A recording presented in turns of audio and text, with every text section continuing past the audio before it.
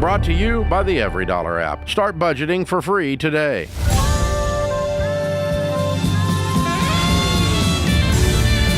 Welcome to the Ramsey Show, America. Thrilled to have you with us. We're here to help you win in your life. We want you to win with your money, win in your professional life, and win in your relationships. Alongside Jade Warshaw, I'm Ken Coleman. The phone number to jump in is 888-825-5225. 888-825-5225. Let's get to the calls. You ready to go, partner? You got a little something in the throat? A little there? verklempt, but All I'm right. ready to go. Cleared the throat. Let me clear my throat, she said. There Come on, it Ken is. Coleman. We're already getting it started. I know. We're going to have a lot of fun today, by the way. Just a sheer warning to you. We're going to have fun while we coach you up. Lauren starts it off in Knoxville, Tennessee. Lauren, how can we help? Hi. I just have been tracking my budget for the last year, asking friends who have similar families as me living in the area how much they're spending on groceries every month. And I am over by a couple $100 every month. I've tried to bring it down, but I just am not willing to compromise on certain healthy foods. And I've already made several compromises the past couple of years. So I just want to know, how much should I be willing to compromise on healthy food in order to keep a budget? Look, you called the right place. This is a great question. Isn't it? And I can't think of a better person to be sitting beside on this one, because I'm in the middle here. You are. I don't know where I'm at on this. Listen, what are you going to say? I'm gonna lean on you. I'll tell you what I think. So first off, I want to know what your numbers are. I want to know more about you before I go into it. It's not going to change my answer. I just want to know, Okay. what are you spending on groceries? How big is your family? Family of four? Yeah, so we are a family of four. I've got a a family of five, new baby. Oh. He doesn't really count. Mm-hmm. So family of five, I'm spending $1,300 a month. And when we first moved here, I was spending it at a really nice store. And when that got too out of hand, I moved down to a store that didn't have as good of quality stuff. Mm-hmm. When that got too out of hand, I moved to a different one. So for some reason, I just can't kick the $1,300 a month. Okay. And what baby step are you on to? We don't have any debt except for a mortgage. And we've got some savings. Spend and retirement. $1,400. Hold on. Okay, don't get too excited. I'm over just here, saying. Mrs. Clean Food. look. How much your income? Combined income? Just barely. We moved up to 120. Oh yeah. Listen. non-issue. Okay, and Non-issue. it doesn't change my answer in the way that Well, yeah. What is your official declaration? my official stance on this is, when you're working the baby steps, you don't sacrifice your health long term for it. So getting out of debt is not an excuse to eat crap. It's not you eating ramen noodles every night, because we got to live, Ken. We can't be out here with high blood pressure and the gout and all these things that are holding us back. I love that you dropped. I love the gamut. High blood pressure to gout. I mean, you covered it all. I'm saying there's a logical point where it becomes I agree with you. Unhealthy. But let me ask you this, because you're the queen of cutting costs, and you eat as clean as anybody that I know. I try my best. I get to tell. This is my. This is your statement. okay. Of the I'll take people it. that I know, I don't know anybody that eats cleaner than you. Okay. All right. Now, here's the question. Yeah. Is it worth digging a little bit? First of all, she's fine on margin and You're percentage. totally there, fine. But 1,300 is good. And before you get into this, Ken, let me just back you up, Lauren. If you look at like the FDA standards for a family of four, it's usually somewhere between $800 and $1,200. Now, they break it down on kind of it's almost like a good, better, best, like for a less expensive budget, a median expensive budget, and for people who can spend a little bit more, that's the way they break it down. And for the folks who can spend a little bit more, it's usually between $800 and $1,200. So that's great. So you're right there. So here's the question I have. Okay. And Lauren, I'm asking a question on your behalf, if you'll allow. Okay. I will. If you were going to sit at Lauren's table tonight, Yeah. and you were going to do an audit, where would you be looking to try to shave money on what is already a reasonable thing for healthy food? Do you have, Yeah. and I'm not trying to get you to endorse anybody, No. but are you like, is it online, or are there different brands? Like, what would you be looking at to help her so that she can kind of double down and go, all right, I got some Jade hacks here to maybe see if I can save a little bit? Doesn't sound like she might be able to. I'd be looking for the convenience items. For instance, most people, if they have the money, they're looking to save time. right? That's the next thing. It's like, I can spend the money in order to save more time, right? Lauren probably has spent more money to save time. So I'd be looking for things that are prepackaged, like snacks. Like when you have 5 kids, you want to just be able to throw the things in the kids' lunch, right? So you might buy the snack things that are prepackaged, the prepackaged things and nuts, the prepackaged, that sort of deal, as opposed to, okay, I'm going to buy the big Sam's Club package of, cheesy smiles, like or whatever 300 it is. You know what carrots. I mean? Yeah. You know what I mean? And so I'd look for convenience items. I'd then look for, in the freezer section, so I'd be looking, okay, is she buying, frozen waffles to get breakfast on the table in the morning? Okay. So that's where... Are frozen waffles healthy, though? There's some that are better than others. Lauren, do you get frozen waffles? No, everything I make is generally pretty homemade. Love we have that. chickens, we do sourdough. But for you're probably splurging in the area. I mean, I'm just guessing you're probably buying more non-GMO, more organics. Yeah, where's your biggest higher expense? Quality. What would you say is your biggest expense? We stopped doing it because it was so expensive, but I really, really care about buying from local farms and dairies because great. I like how they treat their animals better, and I think that the chemicals and things aren't in there as much. Mm-hmm. Yeah, I think. But we stopped doing that because it was $10 a gallon. Yeah, what you're probably going to find is it's their trade-offs that you're making. Even when Sam and I were in $460,000 of debt back then, I was spending $60 a week on groceries. Remember, this is back in the day. But those were what you're talking about. Everybody has a set of values that they care about, whether it's, I don't want the red 40 and the yellow 5s, or, I'm trying to avoid the dyes, or I want to buy local, or I care about organics. You might not be able to afford to do all of it. But if you say, for meat specifically, I really care about that. And because of that, I'm willing to skimp in other areas. It's a trade-off. But are you saying that Lauren can go back to that same budget? Lauren, this is why you called. So I'm hearing Jade's okay with that number. Once you're in baby steps 4, 5, and 6, right? And you're able to kind of not be in that balls to the wall mode. I think that as long as you're doing the things that cause you to be a financially responsible adult, you're investing 15%, you're putting extra on the mortgage, you're putting away for the kids' college. If you're still doing all of those things and you have the margin and you say, yeah, I'd love to be able to splurge on this, milk from next door, whatever, the $10 a gallon milk from Farmer Roy. I don't know, but I'm saying that's because some people will go out and go to a really nice meal at a restaurant, and they'd rather do that. And so at this point, it's really about how you enjoy spending your margin and what the value set is. You guys for have your worked family. hard. You guys have worked hard, Lauren. Yeah. To have this margin, to then eat for life.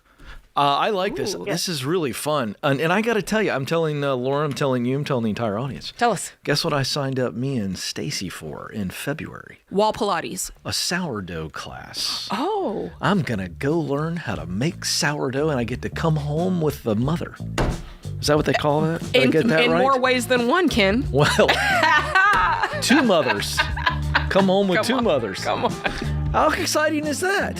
So you and excited. Sam got to come over. Guess what I'm going to make for you guys? And I'll take whatever loaf you give me. Sourdough pizza. I'm going to make it on my big Kamado Joe for you. I'm going to hold you to that, and I want all of the discard. How to make sourdough.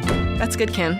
Yeah. Keep me posted. Yeah. Blog about it. No, but I'll tell you about it. All right, quick break. We're just getting started. We're having a blast. We're going to help you out. That's probably one of my favorite calls that I've had in a while on the show. Really Good interesting. Don't move. We'll be right back. This is The Ramsey Show.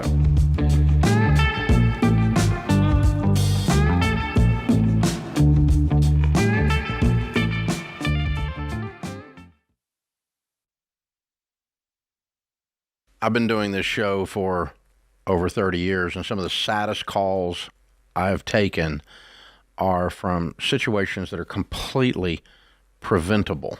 Yeah, and what's so hard is I feel like one of those, especially the ones that I'm like, oh, it's terrible, are people that call in and their spouse has passed away suddenly and they don't have life insurance. We actually took a question of a lady and she had 3 kids, pregnant, and husband didn't have life insurance. And I'm like, I can't even imagine. Or even if it was opposite, right? If a mom passed away, there's a dad with kids and trying to figure out, how am I going to afford childcare? How do I outsource some stuff that maybe she was doing? And it just takes the grief and the sadness of something like a sudden death to a whole new level. Like when you have to think through, how am I going to pay my bills? How am I in going the to middle eat next week? Yeah, in the middle of all that grief, like it's terrible. And so life insurance is the one thing, especially as a mom with 3 little kids, that I'm like so big on for people to get because it's inexpensive. Xander is the place that Winston and I actually get all of our life insurance, and we keep re-upping it because I'm like, I just want it there. Like there's something about that safety of knowing that you have money if something suddenly happens. And it doesn't cost much because Xander shops among a gazillion different companies. It doesn't cost much. You just have to admit that someday you're not going to be here. You got to say it out loud, and you got to say, I'm going to say I love you to my family by taking care of them and taking the time to put this stuff in place. The cost of stinking pizza. There really is. So that is one thing to do, to say I love you to your family. So we've used Xander for all of our family's needs for insurance for many years, including, of course, term life insurance. To get a free quote, go to 800-356-4282. That's 800-356-4282, or go to Xander.com.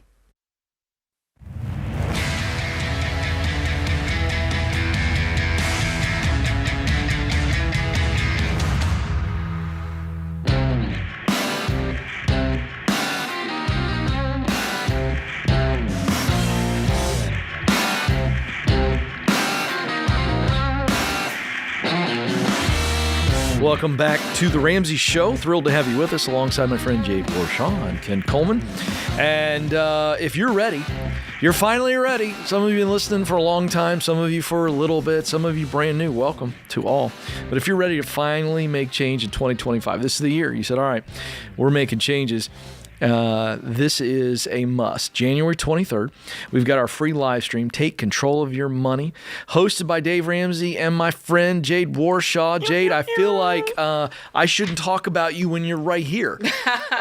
You guys were meeting. I walked by the other day, and I heard you guys having a meeting. Yeah. This thing is on the rails. It's ready to go. It's out of the oven. It's baking. What's it going to be? January 23rd, Take Control of Your Money. You and Dave got some fun cameos as well. Why should people come to this? This is where you get the how-to. This is where you get the practical steps. Jade, I'm ready to do it. Just show me how, and I'll take the ball. And so that's what we're going to do. We're going to show you how to get control of your money once and for all in 2025. We're going to walk you through how to make that happen, how to do a budget, how to pay off your debt. We'll talk even a little bit about investing. So this is an event you don't want to miss. And to wrap it all up, we're going to do a Q&A at the end. Rachel Cruz is going to join us. George Campbell is going to join us. And we're going to take your questions from you live and help you out right where you are, meet you right there. Now, they should be charging you fine folks for this, but they're not. Free. It's a free event, and this is really cool.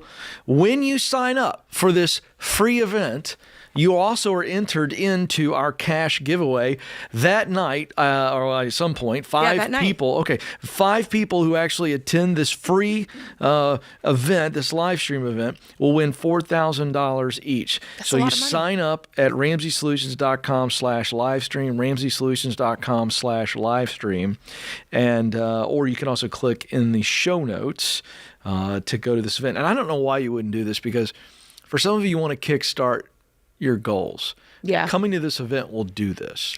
However, for large. Listen, if I slide $4,000 over here to you right now, Ken Coleman, what are you spending it on? What's it going towards? Well, if you're sliding it over there, maybe it's Dave's money. It's Dave's money. I'm just sliding it your way. It's a fun night out. Maybe try to squeeze in a budget weekend trip. Okay. Yeah. Okay. Yeah. Maybe I that. spend it on Valentine's. All right, Stacey Coleman. Yeah. Listen, let me know how it goes. I mean, that's a pretty fun little trip.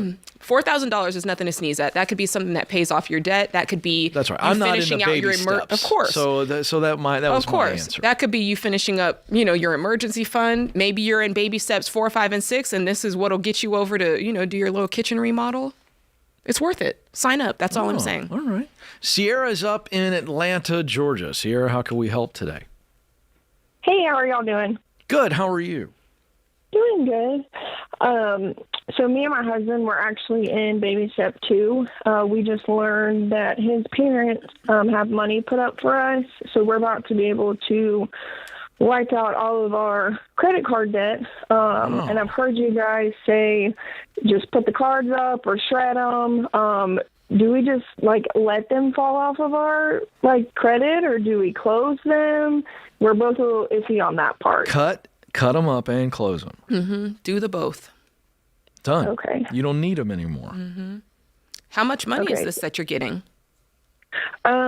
So right now it is 14,000, but then they're going to add an extra 4,000 on top of that. What's it for? Why are they giving you this? I mean, that's a blessing.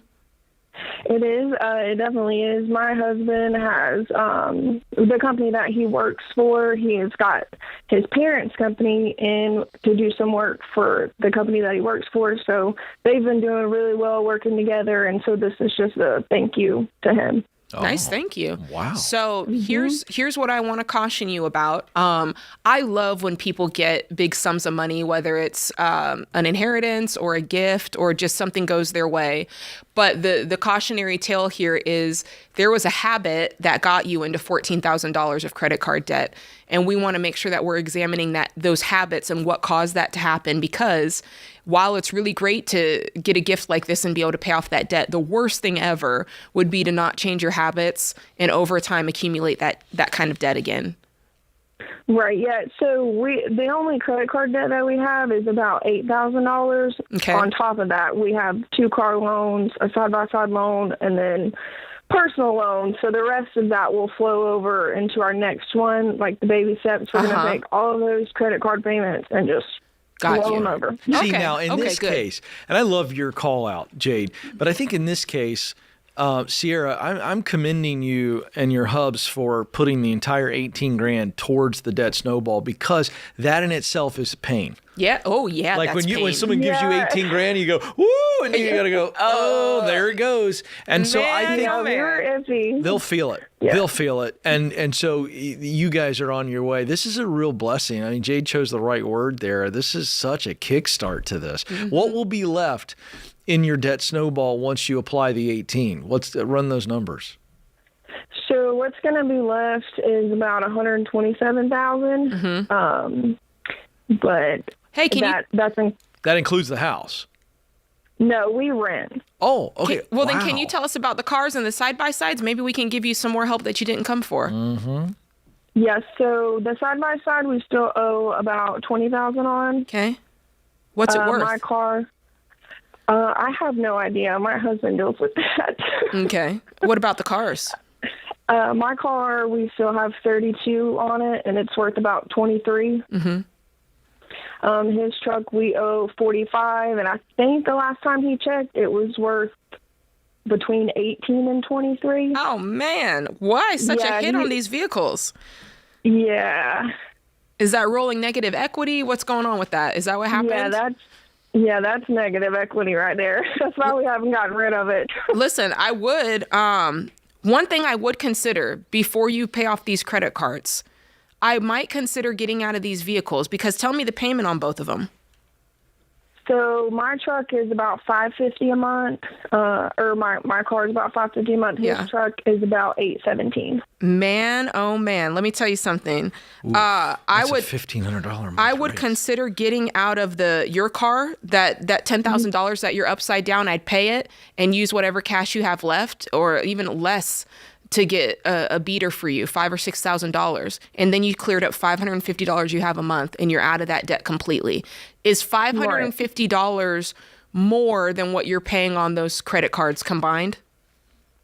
So monthly on all the credit cards combined, it's about $344. I'd do the car deal. I'd Put get all out of that. money towards the car. I'd get out of that upside down vehicle, because it's just going to continue to go down in value, and that gap of being upside down is going to get wider and wider. So I'd make that deal and get out of that car, and then I'd be really thinking about how to get out of his. Look for private sale to see what it's worth, private sale, and see if there's anything you can do to close that gap. And it might be the side-by-side. Selling that side-by-side, if you can get something for it, might help you close that gap. But these vehicles are what's killing you. Oh, yeah, I know it. I know you do. You're like, when you told me 18 for this $45,000 truck, that's shocking. So Yeah, it's somewhere in between there. He's looked, I've looked, and I'm like, I don't know what to do. I was like, we're going to have to pay out more. So yeah, you might end up having to just write it out and pay for it. But check on the side-by-side. Make sure you're checking Kelley Blue Book again on that truck for private sale, just to see, because at the end of the day, here's the way you want to filter it through your brain. Ken, if I have a loan for $45,000, but I can come out with a loan for $18,000. I'd rather owe 18 than 45, right? So when you're thinking about, do I take a loan to get right side up on this vehicle or to get out of this vehicle, it could be worth it to you.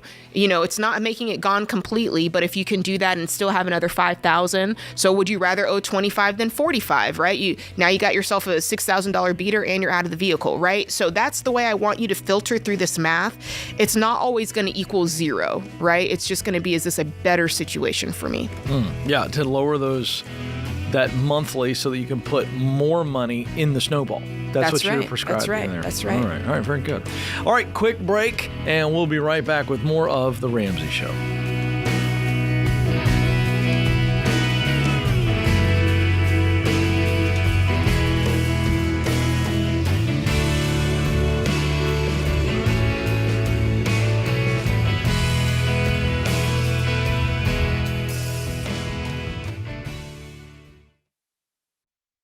What does the future hold for business? Ask 9 experts and you'll get 10 different answers. Economic growth or a recession? Business taxes will go up or down. AI will help us work, or it will replace us all. But there's no such thing as a crystal ball. That's why more than 40,000 businesses have future-proofed themselves with NetSuite by Oracle, the #1 cloud enterprise resource planning system. Ramsey Solutions uses NetSuite, and you should too. Whether your company's earning millions or even hundreds of millions, NetSuite helps you respond to immediate challenges and seize your biggest opportunities. With one unified business management suite, there's only one source of truth for the visibility and control you need to make quick decisions. NetSuite's real-time insights and forecasting help you see into the future with actionable data. And when you're closing the books in days, not weeks, you can spend less time looking backward and more time focusing on what's next. And speaking of what's next, download the CFO's Guide to AI and Machine Learning at netsuite.com/Ramsey. It's free at netsuite.com/Ramsey.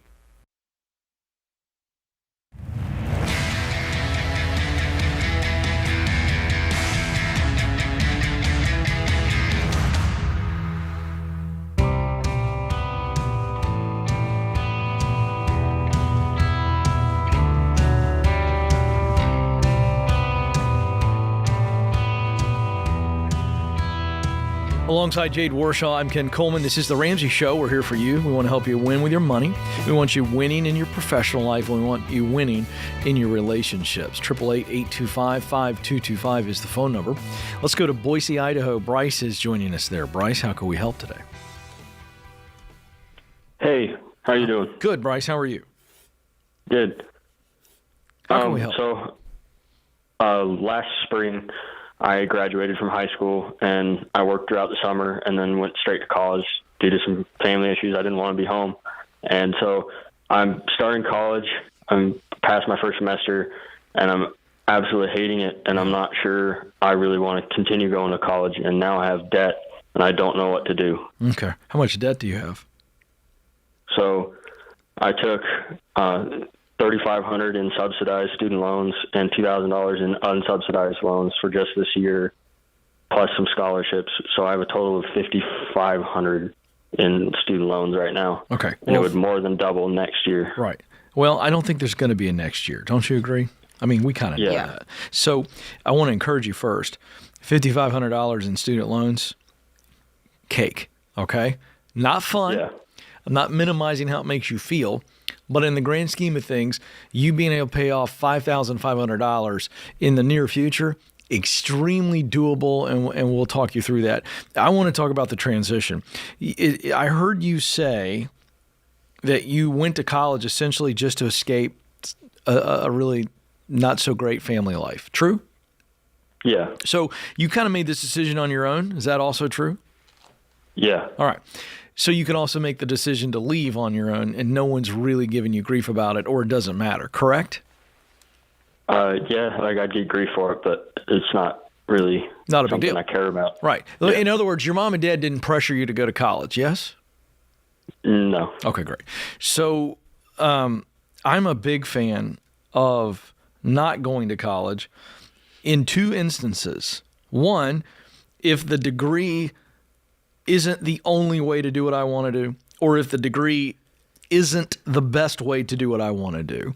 In this case, you're presenting to Jade and I as though you don't know what you want to do, but I got a feeling you might have some ideas. Is that true?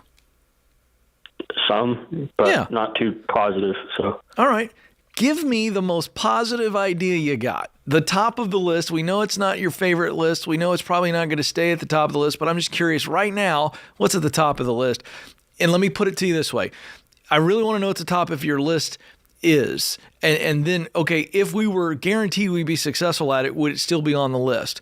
So I'll ask you that in a second, but I'm preparing your brain. So first, what is at the top of your list? Some sort of fly fishing guide up in Montana, probably. Wow. Fly fishing guide in Montana. Fantastic. All right. Now, let's ask you that question. If I guaranteed you, and if a snap of my fingers, you were going to be very successful at being a fly fishing guide in Montana, would you pack it all in right now and head that way? Or would you still have questions? No, I would leave everything and go do that. All right, now, so then tell me then what you meant by, well, I got a list of ideas, Ken, but it's not real positive. Is it that it's not positive because you think it's a long shot, dare I say, a fantasy to become a successful fly fishing guide? Is that why you said it wasn't positive? Yeah. Okay. What makes you believe that you can't be a fly fishing guide in any state but Montana? Just oversaturated. There's a whole bunch of them, and I want something I can do as full time in a career, and they don't pay too good. So okay, great answer, young man. Now, why is it that fly fishing is at the top of the list? Describe why, and give me 10 seconds. Don't make it sound pretty. Just tell me your guts. Why is that attractive to you? I've been doing it for 5 years, and it's something that my grandparents got me into, and it's just one of my favorite things. Yeah. So. But would you say you also love being outdoors? Yeah. Would you also say that the idea of wearing a white collared shirt and khaki pants and working in a cube sounds like misery? Is that true? Definitely. All right. You love nature, hunting, fishing, I'm guessing. Is this true? Yeah. All right. So you know what I would be doing? I love that you've already gathered information that the fly fishing guide industry is pretty saturated, and for a variety of reasons, which we don't need to discuss, it's very hard to make a living. However, would you say that there are multiple ways for a young guy like you who doesn't need a ton of money to get in and get started in other, and let's call it field and stream type stuff, to borrow a magazine title, whether it be the hunting or expeditions, but anything that is outdoor, whitewater rafting to fishing to hunting, does it have to be fly fishing for you to get the same thing you get out of fly fishing? Yeah. Yes, it has to be? I would say so, yeah. Yeah. Why? Can I ask why? It has to be specifically that? I like being out in the woods, but everything I do, just kind of every time I see water or something, I just have a connection to fly fishing that I don't really have. So you're telling me you couldn't get involved with anything else on the water in some type of stream or lake or something like that? Can I cut in? Can I cut in? Yeah, I know what you're thinking. Go for it. And this is Can you cut this in? might be something that came with age, Bryce. I'm an old head, but let me tell you, when I first started in music, I knew I liked entertainment. I knew I loved being on stage, and I knew I had a voice. And so my options, I didn't know all the options out there, but I thought that I was limited to one or two things that would make me happy in that career. Then something that happens, and Ken, you probably have the vocabulary for this, but what I found is as you start walking down a road and you start turning those door handles, other opportunities present themselves, and you try them out and you realize, oh gosh, I never would have known that this would scratch that same itch and really be a better fit for me down the road. And so I'm just saying, you do want to open up your eyes a little bit to other opportunities. Yeah, Bryce, you're going to have to take some advice from your older bro and older sis on this one, because we've been down this road. And I understand at this point in your life where you go, that one thing I really, really love is fly fishing. And when I'm doing that, I'm at peace. By the way, that can still be true, but it might be a hobby.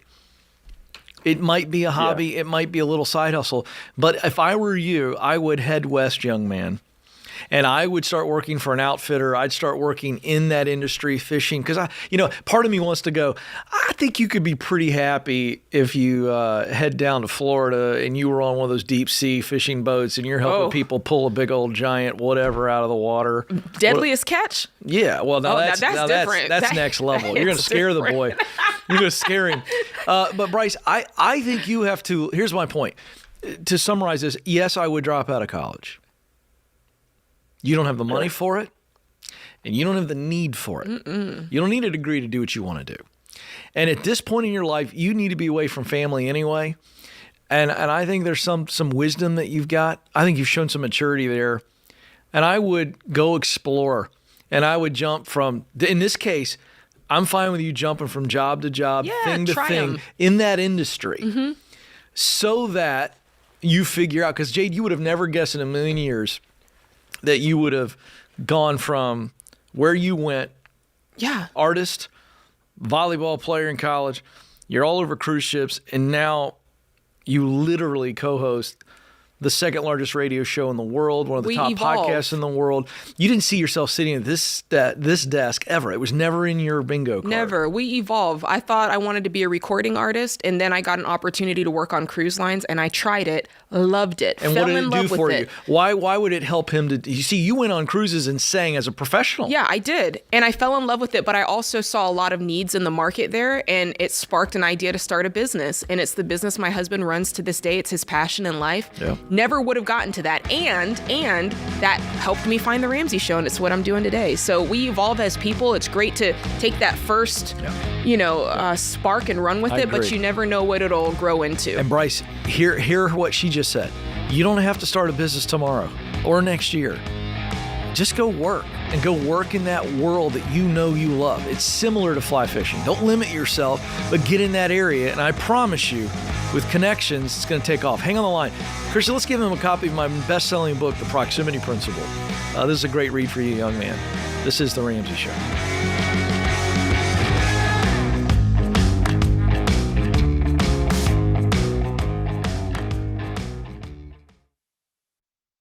People tell me about their experiences with big banks all the time. Bad service, fees that nickel and dime them to death, and predatory lending that tries to catch them in never-ending cycles of debt. So if you're ready for a bank that puts people over profits, check out Fair Winds Credit Union. I recommend Fair Winds because they share our Ramsey values of helping people get out of debt and live generously. If you go to fairwinds.org/Ramsey, you'll see the combined checking and savings account bundle they created just for Ramsey fans. This account bundle is designed to help you take control of your finances and stay out of debt. And Fairwinds also has a great mobile app that's safe and secure, so you can manage your transactions with peace of mind. Fairwinds has been helping people avoid big bank traps for 75 years. So go to fairwinds.org/Ramsey to learn more. It's easy to join, no matter where you live. That's fairwinds.org/Ramsey.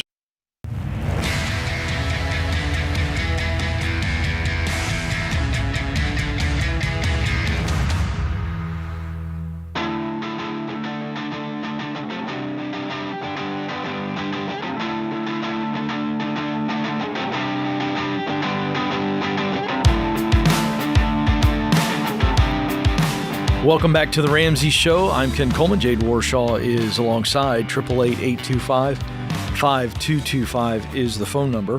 The Ramsey Show annual listener survey is now live. We love to know your favorite parts of the show, what you like, what you don't, what you want to hear more about, whatever it is.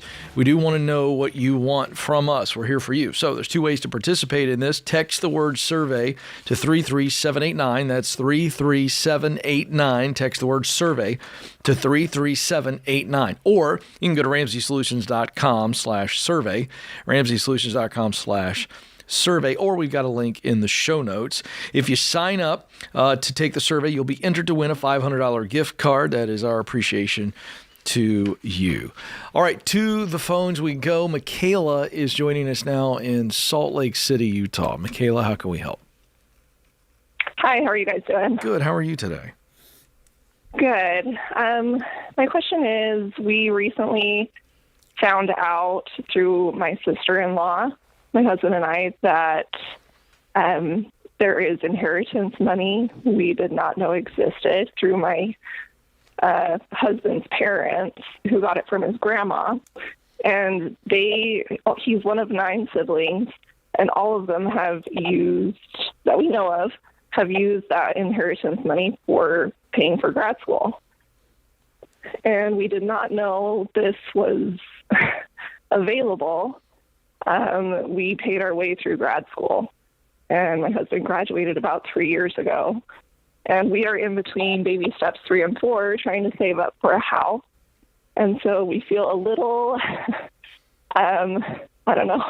No, you feel a lot. Whatever you feel, it's a lot. Wait, are you in the will and it just wasn't distributed to you, or were you not in the will to get it? We're not sure. It just slipped through my sister-in-law this past weekend on a family trip that grandma's inheritance money paid for her husband, my husband's brother, to go through grad school. And we asked, is this the same for all other 8 siblings? And she said, yeah, you guys didn't know? I'm Interesting. Like, no, we paid our way through grad school. Who's the executor? Who's in charge of it? Probably, I would guess, my father-in-law. Okay. Have you gone to him? Or, well, not you, but has your husband, because I feel like this is his battle, by the way. Right. Has he gone to the grandfather and said...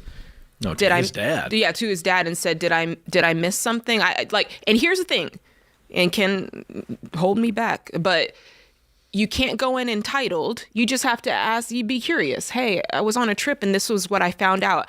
I don't know, but it sounded like it was for everybody, and if it is, I wonder if we're overlooked in some way. Can you give me more information? Yeah, I guess that was part of my question. We have not approached him yet, or my husband hasn't. Because I don't want to come across as, needy or... Well, remember, you don't need to be involved in this. Yeah. This is not your deal. Right. Your husband, now, if you got to give him a pep talk and fire him up and let him borrow some of your backbone, that's one thing. Yeah, but you don't talk... But you don't say anything to the in-laws on this. Okay. Because is it possible that the sister-in-law doesn't know what she's talking about? It's possible. I guess that's part of the issue is they're quite a bit younger than us, and they own 2 properties, and we are like... No, I get all this. First of all, I don't to save up for a house. Wait a second. I detect something, and I'm not trying to call you out, but I detect an air of... I'm not going to say jealousy, but I detect an air of we should have what they have, or they shouldn't have. Does that make sense? Yeah, I'm not trying to put you on the spot, but yeah. So let's talk about this then. Let's pretend that you said, "Hey, we're not in the will. What gives?" Like, what if your husband talks to the dad and it's like, "Sorry, yeah, you weren't a part of this." What then would your attitude be towards it? I think I'd be okay with that. Okay. No, you wouldn't. You would not be okay with being your husband being the only sibling who didn't get some of this inheritance. I mean, you'd at least have questions, right? I would have questions, but I honestly don't think I wouldn't ask any further. Okay. Yeah, but I just want to call this out. I know you're going another angle. No, you call it out, Ken. I'm not saying you're wrong. I think she kind of admitted to it. I couldn't hear her, but Michaela is it's very natural for you to feel this way because your husband feels though he might be wronged, And when your husband or spouse, well, this goes both ways, gets wronged, we, the spouse, We're on their side. we just really get affected. So all of this is very normal. Glad you called us. We've already told you what we think, but your husband needs to sit with Dad and soon and just ask questions. This is what my wife was told. Is this true? He gets to the bottom of it, and then you guys will have to deal with whatever that is. But make no mistake about it. Her comment about the younger sibling and what they have. That was telling. It's telling, but it's also, it's all coming from this one issue. It is. And I think that when you're in baby we step could 2. use it more than them. That's what this is. Yes. That's what I'm getting at. And When that's you're in natural. a tough spot, you're looking around and you're just kind of looking for anything you can hold to. I get it. Yeah, I wasn't saying that in a way to be definitely not ugly towards you, but it's worth examining and going, okay, what's my, like, to your point, Ken, what's my true feelings here? And it's okay to have feelings. We then just have to make sure our response is the right way. And that's all I'm saying, Michaela. I want you to feel okay to be angry. Yeah. Because if this is true, you and your husband have every right to be angry. Ken, I've told you the story before. When Sam and I got married, his grandfather, there were stipulations on the will. And he's allowed to make those stipulations because it was his money, right? And so the stipulation was, you got to marry someone else Jewish. And guess what? Jade Warshaw is not. Really? Yeah. Did you not know? What gave it away? No, I'm just kidding. But So that was part of it. And did he uphold that? Did grandfather? No, he did not get the money. And so... I mean, he stuck to his guns. The grandfather did. Well, the grandfather passed away. So what ended up happening later on... Oh, that's right. Later it's in on... the will. Yeah, it's in the will. But later on, his wife at the time said, I really like Jade. And we're going to make this happen. And she amended it. They got amended. And not only for me, but the other cousins who decided not to go that route. Yeah. Hey, cheers to her, by the way. I don't know if it was right. Dave might be like, no, keep it the way, the wishes are the wishes. But wait a second. I don't know what Dave would say, but I'm not Dave.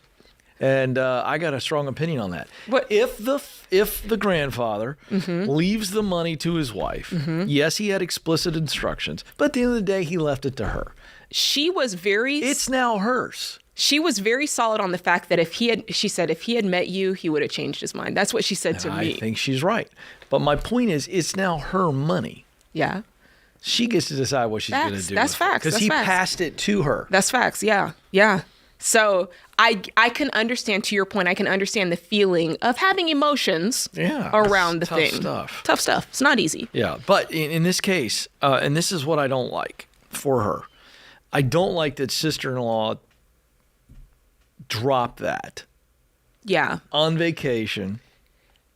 Do you think there was a little intent behind it? Is that what you're saying? I don't know, and I don't want to go that route because I don't think that's helpful to Michaela. What I am saying is I would immediately go into the father if I'm her husband, and because we don't know if sister-in-law knows what's going on with the 9 other siblings. You know what? It's very possible. The 8 other siblings. Unless she knows of a reason he could have been withheld, which we didn't ask her. Doesn't make sense to me. It's very possible he just got overlooked. Like I don't buy that. Whoever the executor is, just, you don't buy it. Well, now that you say that, I have 3 kids. Yeah. And I remember telling Stacy, because we had 3 under the age of 3. That's kind of happened quickly for us. Yeah, it did. And I remember going, as they got older, going, I'm glad we didn't have more than 3. I don't understand how parents who have 6 and 7 and 8 and 9, how do they do it? Now I can see maybe this happened. Maybe there's some money just sitting over there waiting to be collected. Maybe he's the middle child. I don't think so, though. Yeah. All right, good hour. Thanks for the call, Michaela. This is The Ramsey Show.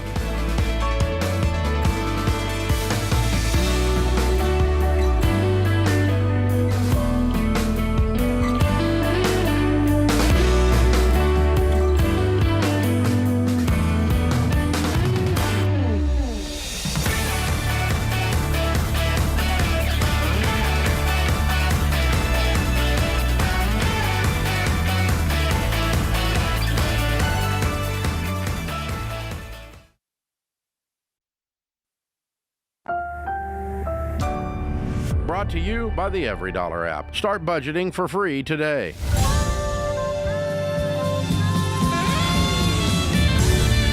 Welcome to the Ramsey Show, where we help you win in your life. We want you to win with your money. We want you to win in your professional life. We want you to win in your relationships. I'm Ken Coleman. Jade Warshaw is joining me. 888-825-5225.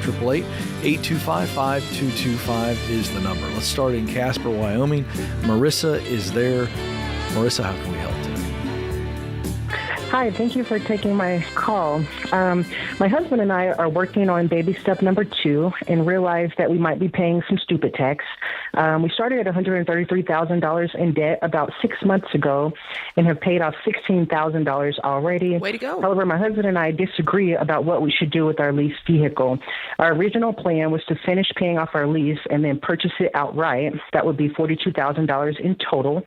My husband thinks it's a good idea to get rid of the car by selling it back to the dealership and paying the difference of about $9,000.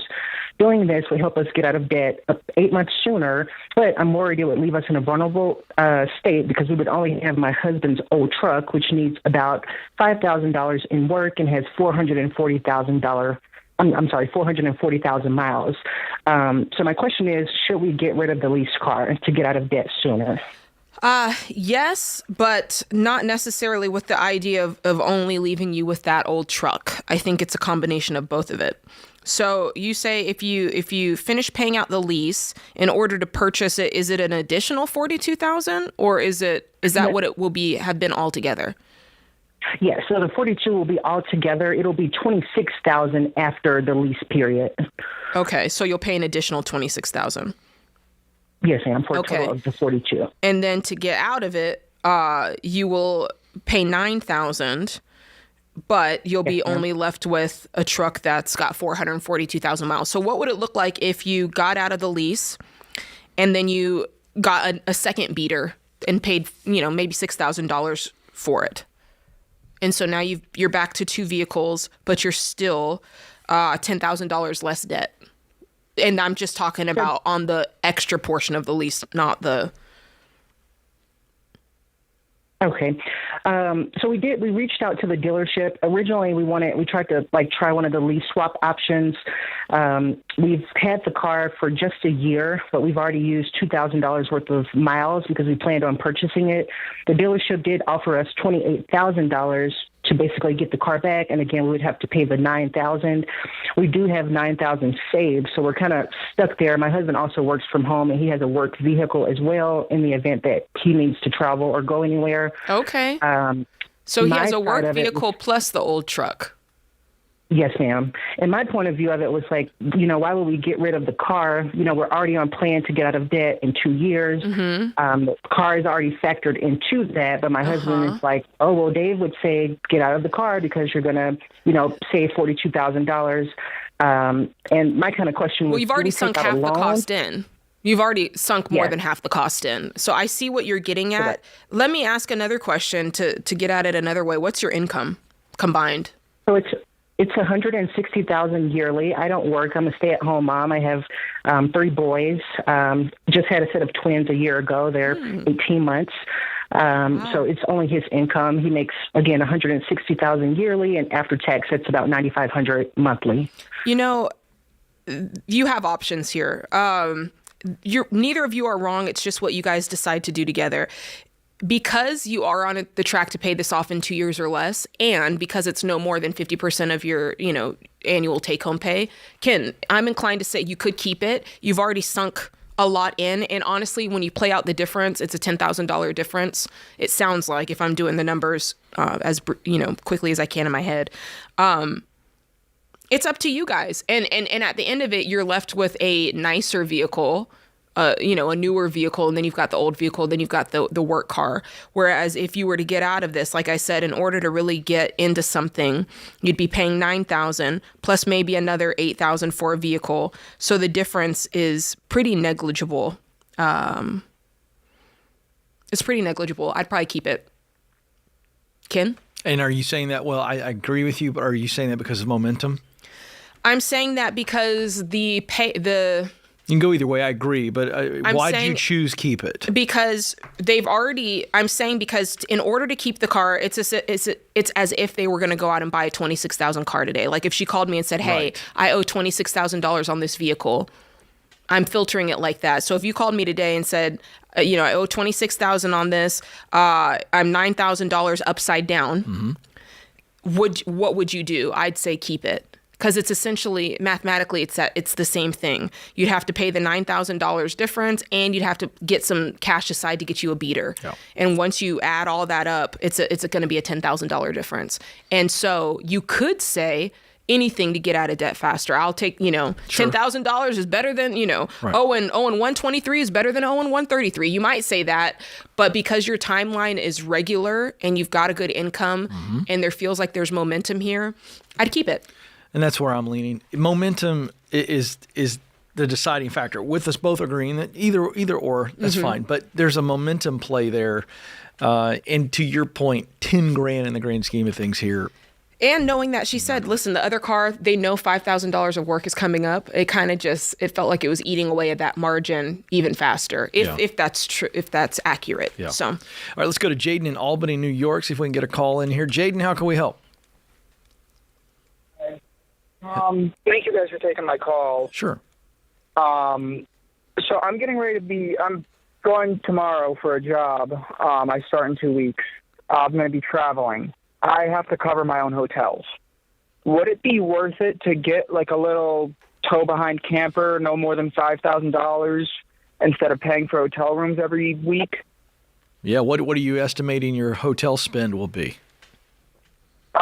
So I'm going to be staying at each job site for about 4 to 6 weeks. From most hotels I know are around the $80 a night for what I'd be looking for. So, yeah, I'd probably, if that's what I was looking at, you start running the numbers on $80 a night. So with the tow behind.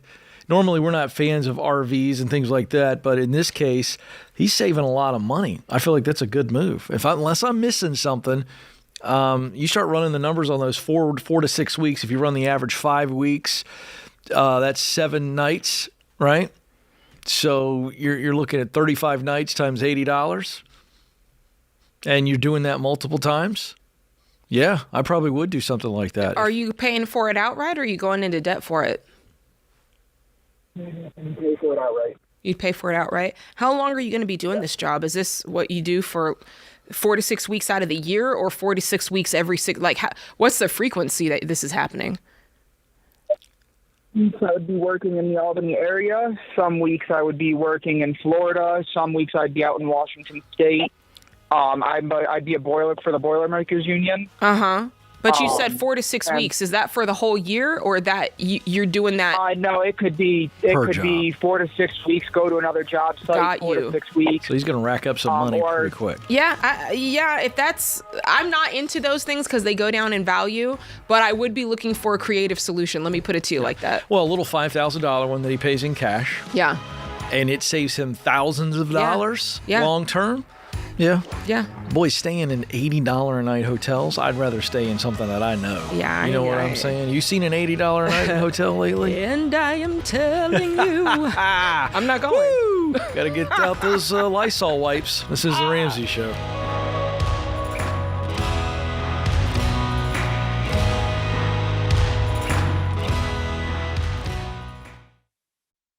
Mortgage rates have dropped, so if you're thinking about buying a home in the next year, contact your local Churchill mortgage team right now. If you wait, more people will be in the market competing for the same homes and potentially driving up prices. Churchill will help you do the math to be sure your budget is correct, making your home a blessing and helping you build lasting wealth. Learn more at churchillmortgage.com. churchillmortgage.com.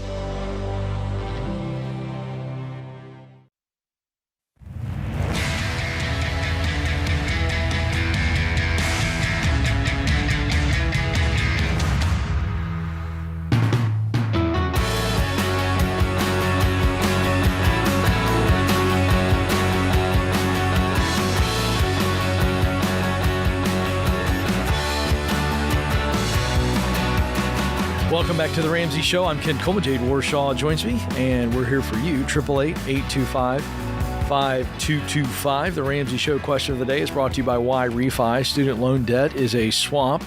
thousands of people find it hard to escape from. So don't be another statistic in the student loan swamp. For distressed private student loans, there's Y-Refi. We trust Y-Refi because they help you with a low fixed interest rate you couldn't get anywhere else to help you stick to your budget and get out of debt. Learn more at yrefi.com/Ramsey. That's the letter YREFY.com/Ramsey. It may not be available in all states. Turn that mic on. All right. Today's question comes from Carlos in Texas. My parents both work, and I'm fortunate that they have provided well for my sister and me. They have always planned to pay my way through college like they did for my sister. The problem is that I want to pursue a career in medicine. I know that it's extremely expensive. I know that it's an extremely expensive choice, and I don't want my parents to be paying off my education forever. I will start applying to colleges soon and have applied for scholarships, but was wondering what else I could do as a 16-year-old to start earning on my own to help them pay for my education. Anything and everything. Yeah, all when of it. When you're 16, you kind of got a wide open list, but you also have a lid, right? Yeah, so yeah. There's like certain things you're just not going to get. So that's everything from I'm bagging groceries or working at my grocery store. Yeah. I am providing some type of specific services. Babysitting, right? That's a good one. I am pressure washing. I'm cleaning trash cans. I'm scooping dog doo-doo. I remember years ago on the Ken Coleman show, I shared a story of a 14-year-old who started a pooper scooper business in his neighborhood and bought himself a $14,000 boat. Holy smokes. Wow. 14. That's Went something. around and said, hey, do you have dogs? If you do, I'll get it. And you're tired of scooping the poop, this is what I charge. I come by every week. And he just went door to door. And, there's a combination there of moxie. And some people are like, I'm going to help this young man out. Yeah, sure. But then there's just a thing where you just eliminated something that every dog owner wishes they didn't have to do. They love the dogs. 100%. I love my dogs. Let me tell you what I don't love. Poop in the scoop. Yeah, so. Poop in the pooper. Like, what can a 16-year-old do? Anything that you can do it. Yeah. At this point. And you got a wide array of things, your hourly jobs, working for companies. Scholarships. But yeah, scholarships. Full-time job. I would just get after it and set a goal. Set a goal that's reachable, reach that goal, and then start upping that goal. In other words, it could be intimidating for anybody, but certainly a 16-year-old to set a goal, I want to make $30,000. No, set a goal for, I got to make $10,000 as quick as I possibly can. Get a little poster board out.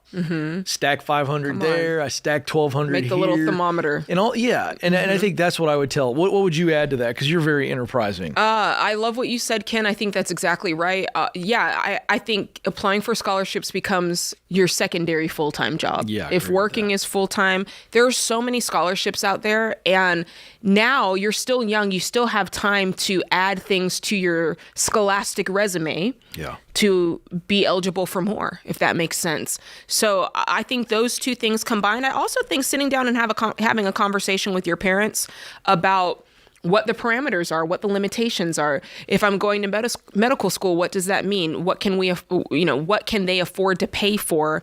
And is that the type of schools that you're looking at? So really having clear expectations is going to be a big part of this as well. Yeah, love that. All right, let's go to Jerry now in Kansas City. Jerry, how can we help? Hey, thanks for taking my call. Sure. What's going on? I'm a little nervous. You're doing great. I'm 57. I want to know what I need to do to retire. I put a little bit into the work retirement. I think it's got maybe $30,000 in it. I only owe $27,000 on my mortgage. $27,000. What's the house That's worth? great. Been working. What's it worth? Maybe $150,000. Okay. I don't know. I mean, honestly, I've had it for a while. I just got divorced in the last 7 years, and I'm just trying to get things straightened out. What's your income? $57,000. And do you have any debt at all other than the house? I do not. Okay. So And I do have my 3 to 6 months emergency fund. Great. okay, good. What do you do for a living? I work for the state of Kansas. I'm a barbershop inspector. No way. That's cool. How many barbershops does one inspect in a given week? Honestly, it just depends on what part of Kansas I'm going. If I'm going to a city or going to western Kansas where it's all wind chill time. Yeah. I do the whole state. Well, I'm going to turn you over to my colleague. She's got her retirement calculator handy, ready to go, and she can walk you through that. But one of the things I would just kind of put in your mind to think about after this call and over the next couple of days is how can you increase your income? At 57, I think you can, I know you can, but at 57, I'd like to see you dramatically increase your income. I really would. And what I mean by dramatically is I'd like to see you try to get it to 6 figures. Now, you may have to do that through 2 jobs. Yeah. But I just think you've got this opportunity right now, have such low expenses, it sounds like to me. You have no debt. You almost have a paid for house. You're in a position now that if expenses are about $2,000 a month. Exactly. Okay. So I have about $1,000 a month to play with right now. And that's just right now. I am really in favor of you. Jay's going to give you some real numbers, but I would circle a number, and I think Jade will help you at the end of this call. Have a number in your mind and go, if I earn this much and I put all that into retirement, I think you're going to be surprised what she comes up with. And with that, I pass the baton. But I want him making more money because I think he's got a chance to really make up ground. Yeah, I agree. So right now you said your budget is you're spending $2,000 per month, but you've got a margin of $1,000, so $3,000 is what you're living on right now, right? My bring home, yes. Yeah. Okay. So the idea here is when you retire, whatever that nest egg is, there's a couple of things here. You want to be able to live off the interest and not really have to pull from the principal, right? That would be ideal, is what we're looking at. And then the other part of that is the way that you make that an even less stressful situation is you just lower your general expenses, which you've done a really good job of doing, and paying off the house would be like kind of the final nail in that tree there. So tell me again, because I was putting numbers in, your house is worth $150. Did I hear that? Yes, I would guess. I don't know. And what do you owe on it? Market is. And what did you say you owe on it? 27.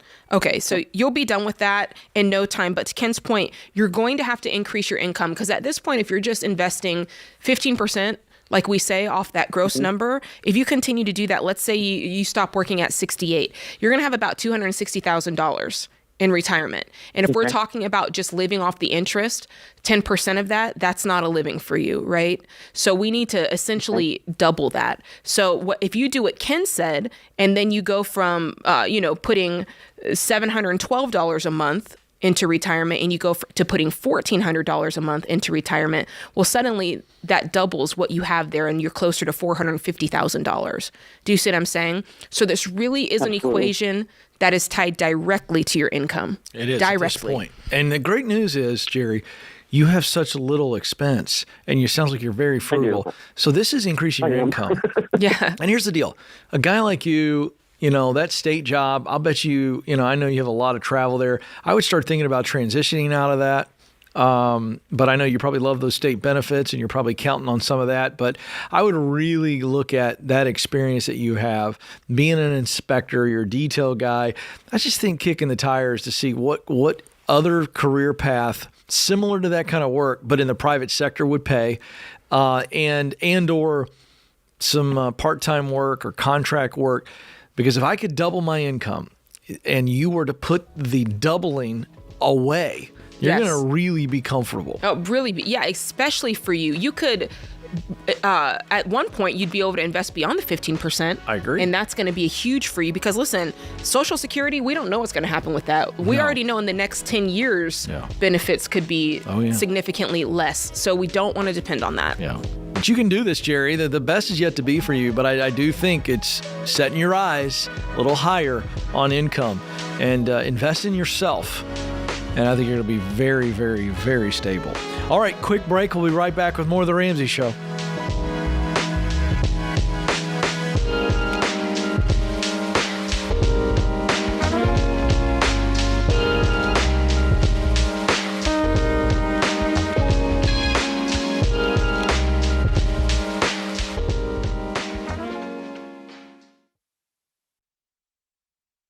This show is sponsored by BetterHelp. Hey folks, we all have stories.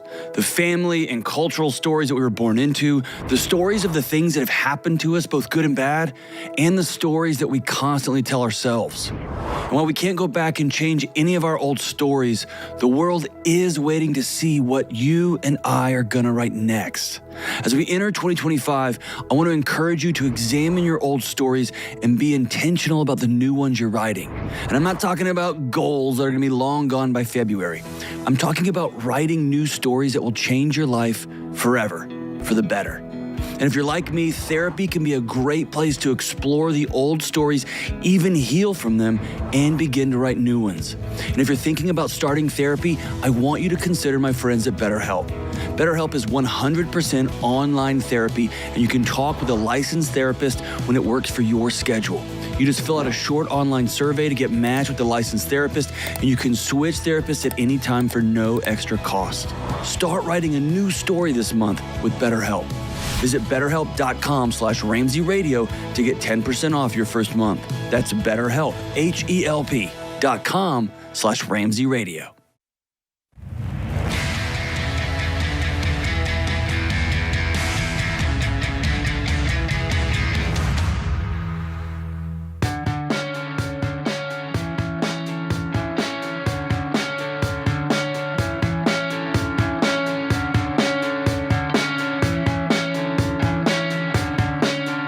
Welcome back to the Ramsey Show alongside Jade Warshaw. I'm Ken Coleman. 888-825-5225 is the phone number to jump in. We'd love to help you. Jade's going to lead out on any of your money questions, and I'll lead out on your income questions. We want you to make more money so that we can actually do good things with it. And as we've said on this show for many, many, many years, your income is your greatest wealth building tool, and I want to help you when it works so we're making more money. So call away, and we'll do our best to help out. Luke is going to start us off in Atlanta, Georgia. Luke, how can we help today?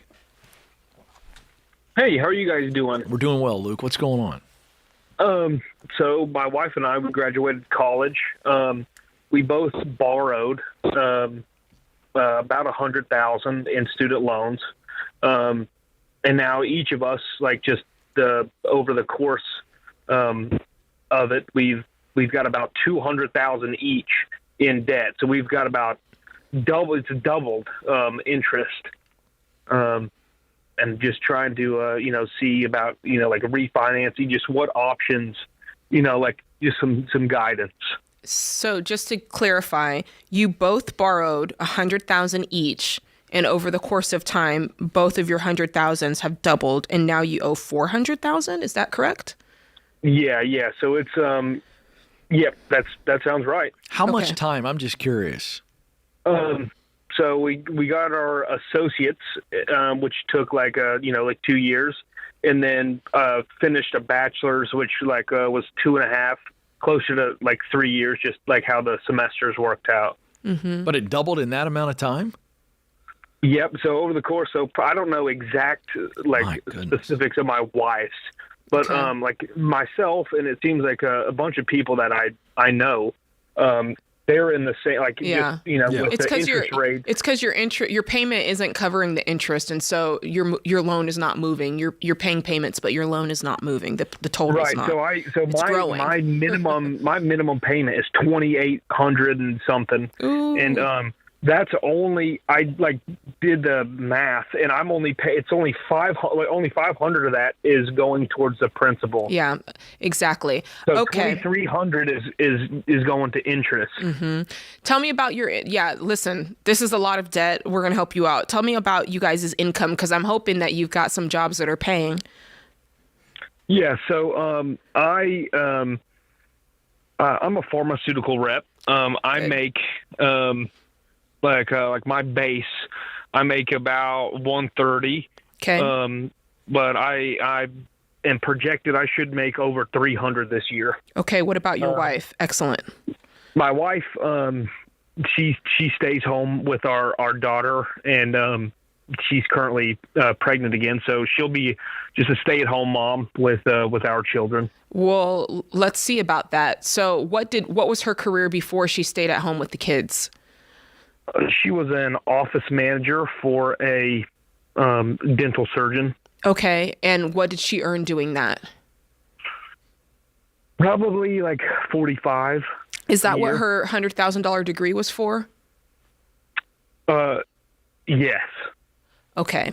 So there is a part of this equation, we'll get to it in a minute. There is a very real part of this equation where she would be working in order to help out with this, and there might be a daycare situation there because you guys have a lot of debt. I was hoping that you were going to say you made $300 and your wife made $200.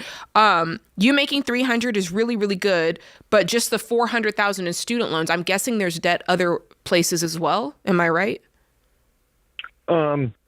No, we rent. I have a car. Yeah, tell me about that. Like payment. I just I put zero down. I have the good credit. Like yeah, but tell me, what do you owe on it? Credit cards. It's what I owe on it. I think I owe like $28,000. Okay, what about your wife's car? It's paid for. Okay, anything else? Credit cards, HELOCs? Tell me any other debt you have because it plays into this. Just student loans and then just my car. Okay, so $428 is what we're looking at. You're making $300. So this is kind of like the person who makes $60,000 a year but owes $160, right? The ratio is the same. So there is going to be a level of sacrifice if you want to get out of this quickly. You could talk to my friends at Laurel Road. They offer student loan refinancing for high income earners. And so you have the opportunity that maybe you could get a lower payment at a lower rate. What's your rate right now, your interest rate? So I have 12, is it 12? Different loans. I think I have 12 because I went, I went like spring, summer, and fall. Yeah. And but they're all different. Anywhere from 11. Yeah, like they're anywhere from 11. To say 11 to like 14 and some change. Listen, so, I talked to them because a lot of what they're offering is 5% and lower. So I would do that. Jesus. I'm not saying that it'll happen and that you qualify, but I would definitely look into that because for you, it sounds like you could actually be a good candidate for that. Because what I'm always looking for with student loans is a way to lower those minimum payments so that you can focus more of your freed up money on the smallest debt and knock it out. Because with these student loans, even though you have this grand amount, it's still, like you said, broken into a bunch of littler loans. So if you do the debt snowball, which is what we teach, you're listing all of those little loans from smallest to largest. And and knocking off the small right. ones, the bigger and the bigger. That's right. We actually in high school we did a Dave Ramsey like our math class. We had the whole, we did took the whole Dave Ramsey course. Yeah. And so we already have we already have over 10,000 saved, but it just the payment's so much that it's if you don't pay more than just the minimum payment of $2,800, and that's you're right, gonna pay on it literally forever. That's right. And if you're not satisfying the interest within your payment, you're going to pay forever, and you're not going to see the loans go down. Because have you seen your balance go down? You told me you've seen it go up. I've just seen it go up. That means that is a clear sign that you had it in forbearance for a certain amount of time and the interest continued to accrue, or the ratio of your payment is not actually satisfying the interest. So the way to get out of that is to make sure your payment really would be your payment getting higher so that you're satisfying the interest and you're paying it off because money's going towards the principal. So again, I rarely say this, but I would contact Laurel Road and see if you can get a lower payment. And the point of a lower payment and lower interest is not so you can keep your debt around forever and be comfortable with it. The point of it is so that, like I said, you can have the margin to pay it off faster. And you're right, a $2,800 minimum payment. Listen, Luke, I know how that feels. My husband and I had $280 of student loans, but $460 total debt. Mm-hmm. So I get that feeling. I'm right there with you. The good news is, you've got a good shovel.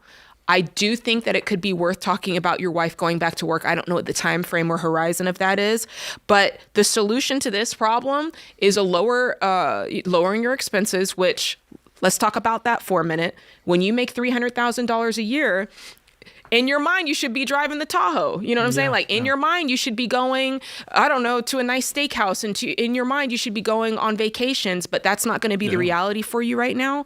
I want to lean in on something. You just said something I think is good. Luke, if your wife, if you could just snap your fingers based on her degree, what she's done in the past, what could she make ballpark? Be conservative if she went back to work tomorrow. We had something sitting there waiting for her. What do you think she could make? Probably 80 to 85. That'd be a huge Bro, difference. I'd have that conversation because let's say you put every bit of that take home to these student loans. You're paying this thing off a lot faster than you think. Mm-hmm. Yeah, that's what I actually just talked to her about that. And I, the irony of this is she's a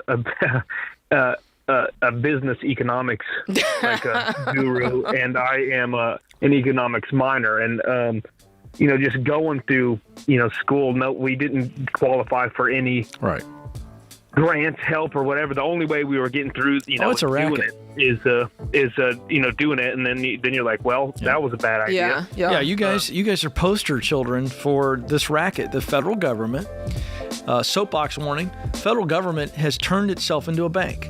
It was never intended to be a bank. The student loan program, make no mistake about it, is a bank for the government to make money off the backs of the people it is supposed to serve. And this couple is an example. So I'd get real aggressive, try to knock it out quickly, because this stuff, you just don't want it hanging around forever. And please, if you're listening to this, don't go get a student loan. This is The Ramsey Show.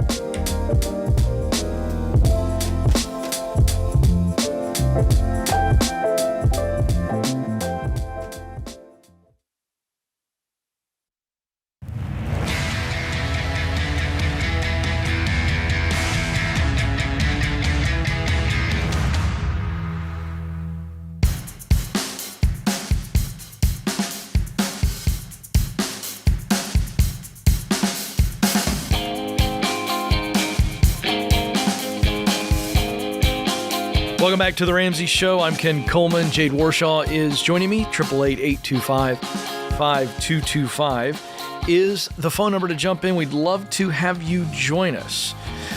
So every day we take calls on The Ramsey Show, and we don't know what happens after we hang up the phone. Did they take our advice?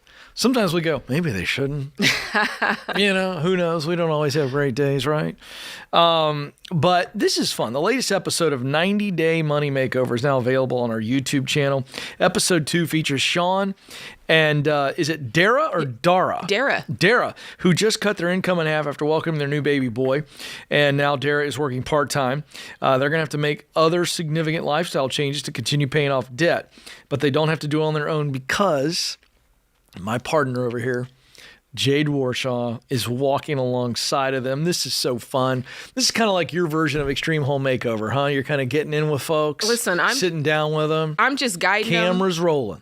Coaching them up. Mm-hmm. They're the heroes. They're the ones actually getting in there and making life changes. And really what I love most about it, Ken, is it's real. Like, this is not a scripted show. This is not a, full hair and makeup show. This is, we're going into real people's lives, into their house, and seeing how real things play out. Because the truth is, you get the advice and then you sit down and you sit at the table with your spouse and go, okay, what are we going to do?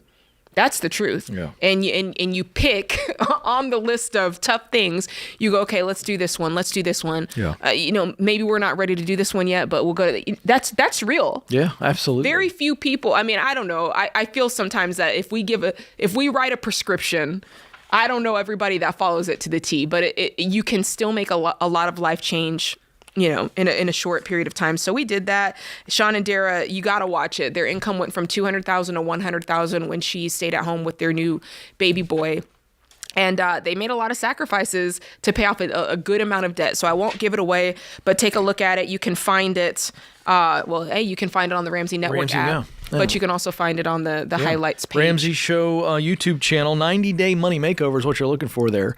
And this is really fun. So this will really inspire you. And by the way, speaking of the Ramsey Network app, it's the only place to get the full episodes. That's 3 hours of The Ramsey Show. That's the only place you can get all 3 hours. Download it for free using the link in the show notes or searching Ramsey Network in your app store. If you're on radio, don't worry. After this segment, we continue our 3rd hour. So again, the Ramsey Network app, only place to get all 3 hours of the Ramsey Show. All right, let's get to Mianka in Washington, D.C. Mianka, how can we help? Hi, I'm a single mom of 2, a 4 and 9 month old. Bless your heart. I have a mortgage, a car I'm upside down Yes, I have credit cards, student loans that I don't currently pay on. To be honest, I don't even know what the status is. Okay. And I just am looking for a means to it. And I just downloaded the Every Dollar and started filling out the budget. I'm cutting out things like Hulu. I've just deactivated it, which is hard. But good. I am ready to take those hard steps. But honestly, childcare in this area is like the Wild Wild West. And I do get help with one daughter, but the other one I'm solely on my own. So I'm looking at $1,700 a month. Okay. I make $115, but after like healthcare for all of us and everything, it just seems like I don't know what I'm doing. I don't even. So, okay. Take a deep breath because it is a lot. Just take a deep breath and blow it all out. Okay, good job on the income. $115,000 single mom. Bravo. That's very good. You're right. Childcare is expensive. $1,700 for the one feels. Now I'm not in your area, so I don't. Maybe I don't know, but it does. That's $1,700 for both. Oh, for both. Okay, that's good. That is good. Good. When you do your budget, when you put it into Every Dollar, what did you find? Were you in the red? Yes. Okay. How much were you in the red? About $700. Okay. And right now, is it credit cards that's covering that $700 in the red? Yes. Okay. So tell me more about the actual numbers on the debt. Can you tell me what you owe on your car? On my car, I owe $11,402. Okay. Do you know what it's worth? CarMax said like $3,200. Okay. Okay. Tell me about the credit cards. What do you owe on those? About $3,700. Okay. $3,700. Student loans, what do you owe on that? $71,000. Ooh, mama. $852. Okay. And that's on a zero payment right now? Or? Yes. Okay. And then tell me about your mortgage. What do you owe on it and what's the thing worth? So I owe $276. And right now, I think it's worth a little under $400,000. Oh, interesting. And I took maternity leave, but my job doesn't offer it. So I did short-term disability, and I took a hit there. So I'm in forbearance with my mortgage company. That's coming to an end. So I've been making half payment. Okay. So you're with forbearance. Yeah. When does that come to an end? When do you start paying the full payment again? Next month. And when you do that, does that mean you're going to be more than $700 in the red? Or is that $700 with the full mortgage payment? That is $700 with the full mortgage payment. Phew. Okay, good. So this is a tough equation. Are there things in your budget that you can cut out? Because the truth is, here's the truth. Your largest debt is you're not even making a payment on it. So we can kind of, just for the purpose of this, kind of put it out of our mind. So if we do that for a moment, we go, well, wait a second. Now I'm on the hook for $14,000 just with the car and the credit card. Mm-hmm. So let's look at it in smaller chunks and go, how quickly could I pay off $14,000? Okay, that's what we're solving for right now. And so with this childcare thing, you've got a 4-year-old. When do they go to kindergarten? Because a lot's going to pop off when you get one of these out of daycare. So she can go in 2026 because her birthday is late in November. Okay, that late birthday. Okay, so there is a light at the tunnel there. Let me tell you, I couldn't wait till my son went to kindergarten. There is a light at the end of the tunnel. It doesn't come as quickly as we want. I'm not trying to wish your time away with your little ones, but you know what I'm saying. Is there anything you can do to clear that $700? If you walk through your budget, is there anything? Because I'm talking about everything. Here's where I want you to look. Non-spending items, I want you to look at your withholding.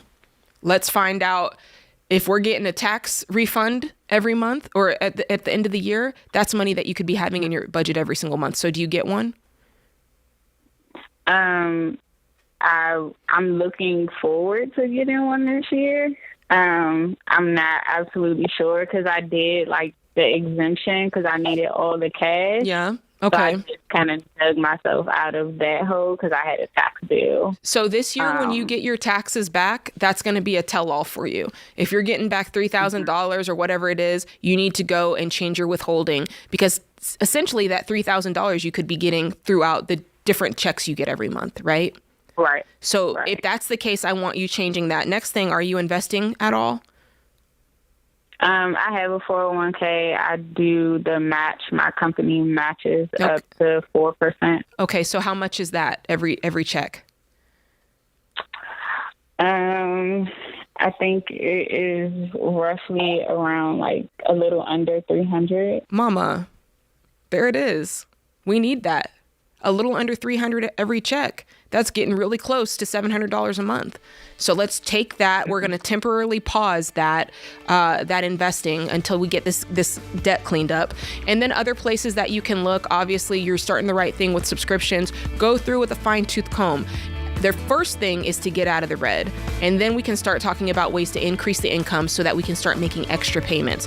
Focus on the car and the credit card. You can do this. Call us back if you need some help. Thanks for the call, Mianka. We're cheering for you. This is The Ramsey Show.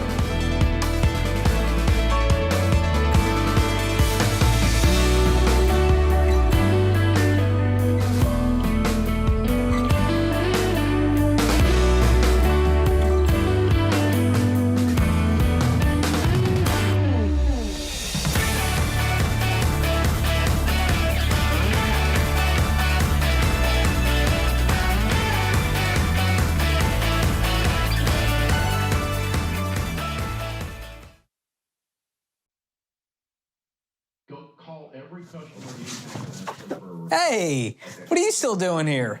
You know the rest of the show's happening on the Ramsey Network app, right? So you got to jump over there to continue watching. You can download it for free. Just go to your app store, type in Ramsey Network. It's completely free, and I'll drop a link in the show notes to make it easy for you. So if you're watching on the app, you're in luck. But if you're watching anywhere else, this show is over for you. So jump onto the app and let the fun continue. All right. Go on now. Don't make it weird. Okay, I got nowhere to go, so you need to go. Okay, bye-bye now. All right, it's getting weird over there, guys. What do we do?